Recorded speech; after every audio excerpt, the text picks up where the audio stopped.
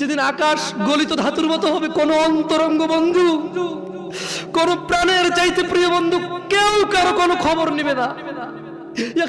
দুনিয়া, আপনার এই দুনিয়া লাগবে, টাকা পয়সা লাগবে, অমুক মেয়ে লাগবে, আইফোন লাগবে, হুন্ডা লাগবে, চাকরি লাগবে, বাকরি লাগবে, বড় লোকের সাথে আত্মীয়তা লাগবে, সামনের দোকানের সামনের সাইট লাগবে। ইউবাসসিরুনাহুম ওয়া মুহাম্মদ সাল্লাল্লাহু আলাইহি ওয়াসাল্লাম ইউবাসসিরুনাহুম, আপনি ওদেরকে দেখতে পাবেন। ইয়াওয়াদ্দুল মুজরিমু লাউ ইফতাদি মিন আযাবি ইয়াউমিযিন বিবানি,